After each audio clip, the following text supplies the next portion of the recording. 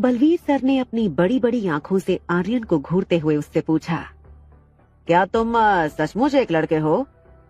Balvir sir का ये सवाल आर्यन और रोहित दोनों के लिए बहुत इंसल्टिंग था। बलवीर सर की इस बात से न सिर्फ आर्यन का बल्कि रोहित मारवा का भी मेल ईगो हर्ट हुआ था। रोहित ने आगे आते हुए बलवीर सर से कहा, जी हाँ, आर्यन मारवा मेरा बेटा है। रोहित की बात का साथ देते हुए आर्यन ने भी अपने दोनों हाथ कमर पर रखकर बलवीर सर की आंखों में आंखें डालते हुए कहा, हाँ, मैं एक लड़का हूँ। आर्यन के मुंह से ये बात सुनते ही बलवीर सर ने ऐसे रिएक्ट किया जैसे उन्हें कोई बहुत बड़ी लॉटरी लग गई हो। वो जोर जोर से चिल्लाने लगे, मिल गया, मिल गया, अरे बादशाहो, लस्सी मंगाओ ठंडी, मिल गया, मिल गया। बलवीर सर आर्यन को देखकर समझ गए थे कि उन्हें अनिका का वो बेटा मिल गया था जिसे अनिका 6 साल से ढूंढ रही थी। बलवीर सर एक बड़ी सी स्माइल देते हुए आर्यन के हाथ मसाज करने लगे। उन्होंने रोहित की ओर देखकर कहा, वाह बादशाहो, मेरी एकेडमी को चैलेंज करने की बात करके ही तुमने मुझे खुश कर दिया। और इस लड़के के हाथ पांव को देखो, किसने कहा ये कमजोर है? इसके हाथ पांव मार्शल आर्ट सीखने के लिए ही बने हैं। देख लेना, मेरी ट्रेनिंग के अंदर ये सबसे तेज मार्शल आर्ट सीख लेगा। बलवीर सर ने अपना एक हाथ आर्यन के कंधे पर रखा। बलवीर सर के पंजे में लगभग आर्यन का पूरा कंधा कवर हो रहा था। आर्यन को ट्रेनिंग सेंटर की ओर धक्का देते हुए बलवीर सर ने रोहित से कहा, अब तुम जाओ, आज से ये लड़का मेरा स्टूडेंट है, तुम्हारी यहाँ कोई जरूरत नहीं। रोज ट्रेनिंग खत्म होने के बाद इसे लेने आ जाना। जैसे ही सर आर्यन को अंदर ले जाने लगे, धीरज ने आगे आकर बलवीर सर से कहा, पाजी, वो मैं आपका बहुत बड़ा फैन हूँ। काफी सालों से एक लव्य की तरह आपके मार्शल आर्ट सीखने की कोशिश कर रहा हूँ। अब इच्छा रखता हूँ कि ब्रह्मपुत्र मार्शल आर्ट अकेडमी का स्टूडेंट बनूं और आपका शागिर्द भी। बलवीर सर ने पीछे मुड़कर धीरज को देखा।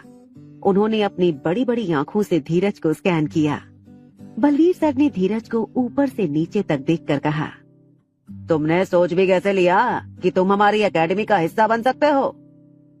सर की ये बात सुनकर धीरज हैरान हो गया। बलवीर सर के सामने बोलने की ना तो धीरज में हिम्मत थी और ना ही उस वक्त उसके मुंह से आवाज निकल रही थी। बलवीर सर आर्यन को लेकर ट्रेनिंग सेंटर की ओर चले गए।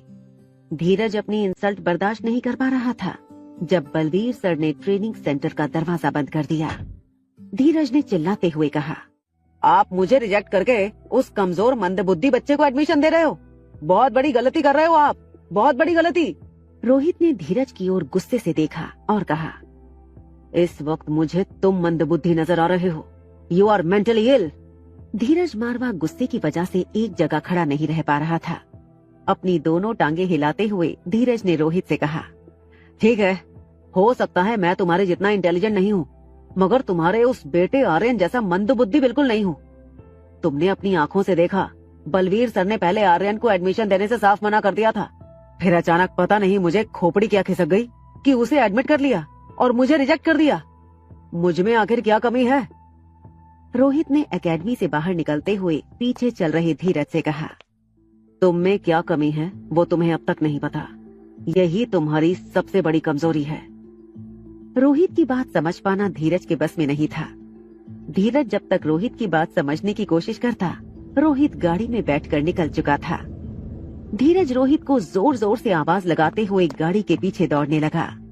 ब्रह्मपुत्र मार्शल आर्ट अकेडमी का ट्रेनिंग सेंटर एक ओपन ग्राउंड था जिसके चारों तरफ चेंजिंग रूम्स और लोगों के बैठने के लिए कुछ पेविलियन बनाए गए थे। ट्रेनिंग सेंटर में अलग अलग जगह पर अलग अलग मार्शल आर्ट की टेक्निक सिखाई जा रही थी, जिसमें सबसे पॉपुलर और मॉडर्न टेक्निक थी karate.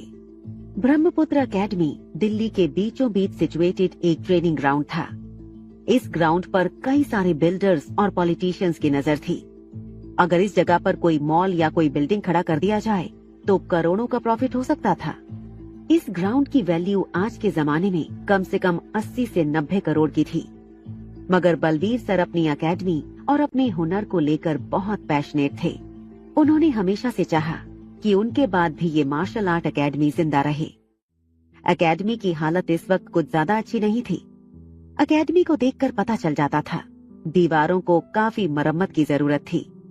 Infrastructure, equipments, latest training gadgets और काफी ऐसे मॉडर्न एमिनिटी की कमी थी ट्रेनिंग सेंटर में। मगर पिछले कुछ सालों से सुखबीर सर की पिलर एकेडमी से ज्यादा अच्छे फाइटर्स अट्रैक्ट करती थी, जिसकी वजह से बलवीर सर के बिजनेस पर काफी असर हुआ था।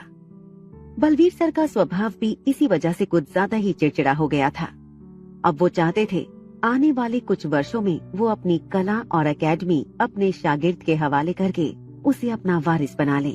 उनके दो फायदे होंगे, एक तो उनके जाने के बाद उनकी कला आने वाले कई सालों तक जिंदा रहेगी, और दूसरी ये जमीन जिसे बलवीर सर किसी भी कीमत पर किसी पॉलिटिशियन या किसी बिल्डर माफिया के निजी फायदे के लिए बेचना नहीं चाहते थे, वो भी एकेडमी की रहेगी। बलवीर सर जानते थे कि अगर ये जमीन वो बेच देते हैं तो उन्हें जरूर इतना पैसा मिल जाएगा कि आने वाली जिंदगी आराम से गुजार सकेंगे। मगर उन्हें ये भी पता था कि वो उनकी कला की विरासत का अंत होगा। जब से बलवीर सर ने रिया को देखा था, उन्होंने मन ही मन सोच लिया था कि वो अनिका की बेटी रिया को ही अपना वारिस बनाएंगे, और अब उनके पास एक और ऑप्शन भी था, आर्यन। ये बात सच थी कि बलवीर सर की ट्रेनिंग टेक्निक ज्यादातर लड़कों के लिए इफेक्टिव थी, और इसीलिए रोहित ने भी आर्यन के लिए बलवीर सर को चुना था। बलवीर सर आर्यन का हाथ पकड़कर उसे अपने ऑफिस में ले गए। ऑफिस के चेयर पर आर्यन को बैठाकर बलवीर सर अपने घुटनों पर बैठ गए। अपनी बड़ी बड़ी आंखों से आर्यन को घूरते हुए कहने लगे, आज से मैं तुम्हारा गुरु हूँ और तुम मेरे शिष्य, मगर ये रिश्ता तब से शुरू होगा जब मैं तुम्हें तुम्हारी माँ से मिलवा दूंगा। तुम जानते हो तुम्हारी माँ का नाम अनिका है, और उससे भी ज्यादा खुशी की बात यह है कि अनिका अभी कुछ ही देर में तुम्हारी जुड़वा बहन रिया के साथ ट्रेनिंग सेंटर पहुंच रही है। आज शायद मेरी जिंदगी का सबसे ज्यादा खुशी का दिन है। बलवीर सर की बात सुनकर आर्यन टेंशन में आ गया। बलवीर सर ने देखा कि अपनी माँ के आने की खबर सुनकर आर्यन खुश नहीं हुआ था। उन्होंने आर्यन से पूछा, तुम्हारी माँ आने वाली है, यह सुनकर तुम खुश नहीं हुए क्या? क्या तुम पहले से जानते हो कि अनिका तुम्हारी माँ है? आर्यन ने बलवीर सर की बात का जवाब देते हुए हाँ में अपना सर हिला दिया। ये देखकर बलवीर सर हैरान हो गए। उन्होंने आर्यन से पूछा, तो बेटा प्रॉब्लम किस बात की है, मुझे बताओ, तुम्हें अनिका अच्छी नहीं लगती क्या? इस बात पर तुरंत रिएक्ट करते हुए आर्यन ने कहा, मॉम तो बहुत अच्छी हैं, मैं उनसे बहुत प्यार करता हूँ, मगर ये मैंने और रिया ने डिसाइड किया था कि जब तक बड़ी दादी का ऑपरेशन नहीं हो जाता तब तक हम मॉम को या डैड को इस बारे में नहीं बताएंगे कि मैं और रिया जुड़वा भाई बहन हैं, और दादी माँ को होश में आने के लिए अभी 2-3 दिन और इंतजार करना होगा। आर्यन और रिया की सूझबूझ को देखकर बलवीर सर सरप्राइज हो गए। इतनी सी उम्र में इतना तेज दिमाग और इतनी समझदारी। बलवीर सर को अब इस बात का यकीन हो गया था कि उनके बाद ये दोनों बच्चे जरूर उनकी एकेडमी का नाम रोशन करेंगे। तभी बलवीर सर का एक केयर टेकर एक बड़ा सा लस्सी का गिलास लेकर आया। बलवीर सर ने उसके हाथ से गिलास लेते हुए आर्यन को ऑफर किया और कहा, बच्चे बाहर धूप बहुत है, ये लो ठंडी लस्सी पियो, तबीयत एकदम मस्त हो जाएगी। लस्सी के गिलास की साइज देखकर आर्यन को चक्कर आ गए। आर्यन कम से कम 4 या 5 दिन में इतना दूध नहीं पीता होगा जितनी उस गिलास में लस्सी थी। आर्यन ने जैसे ही दोनों हाथों से गिलास पकड़ा, उसे वो गिलास काफी हैवी लगा। देखते ही देखते आर्यन के हाथ से वो गिलास छूट गया। नीचे गिरे गिलास को देखते हुए बलवीर सर ने कहा, ठीक है, फिर आज से तुम मेरे शागिर्द हुए। सर की ये बात सुनते ही आर्यन ने अपनी भी एक ऑफर रख दी। आर्यन ने बलवीर सर से कहा, अगर आप प्रॉमिस करते हो कि आप मॉम से या डैड से मेरे और रिया के राज के बारे में नहीं बताएंगे तो ही मैं आपका स्टूडेंट बनूंगा। बच्चे की ये डिमांड सुनते ही बलवीर सर को शौक लगा। उन्होंने बड़े एटीट्यूड से आर्यन से कहा, और अगर मैं तुम्हारी बात ना मानूं तो? तब आर्यन ने कह दिया, तो फिर मैं भी आपका स्टूडेंट नहीं बनूंगा। तभी बलवीर सर और आर्यन आगे बात कर ही रहे थे कि बाहर से रिया की आवाज आई। तभी बलवीर सर और आर्यन आगे बात कर ही रहे थे कि बाहर से रिया की आवाज आई, बलबीर अंकल कहाँ हो आप, डर गए क्या? रिया की आवाज सुनते ही बलवीर सर ने अंदर से आवाज लगाते हुए कहा, अरे रिया, अनिका तुम आ गए। आज मेरे पास तुम लोगों के लिए एक बहुत बड़ी सरप्राइज है। बलबीर सर को ढूंढते हुए अनिका एकेडमी ऑफिस की ओर गई। जैसे ही अनिका ने ऑफिस का दरवाजा खोला, वो देखकर हैरान हो गई। रिया ने अपनी पिंक फ्रॉक बदलकर फिर से लड़कों जैसे ट्रैक पैंट और टी शर्ट पहन लिए थे और बलबीर सर उसे ऑलरेडी मार्शल आर्ट की ट्रेनिंग दे रहे थे। अब जब हमारे बीच ये तय हो चुका है कि तुम मेरे शागिर्द बनोगे, तो एक बात ध्यान रहे, मेरी ट्रेनिंग में डिसिप्लिन के साथ साथ कड़ी मेहनत करनी होगी। ये एक्सरसाइज जो मैंने तुम्हें आज सिखाई है, वो रोज सुबह उठते ही तुम्हें कम से कम आधे घंटे के लिए करनी होगी। और सबसे बड़ी बात, मेरी कही हर बात माननी होगी।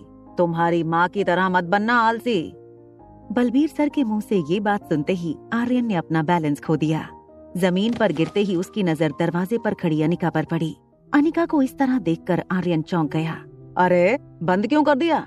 अभी तो 30 सेकंड भी नहीं हुए हैं। चलो फिर से अपना पूरा वजन अपनी हाथ की कोहनी के ऊपर डालो, चलो। आर्यन बलबीर सर की बात सुन नहीं पा रहा था, क्योंकि उसकी नजर दरवाजे पर खड़ी अनिका पर थी।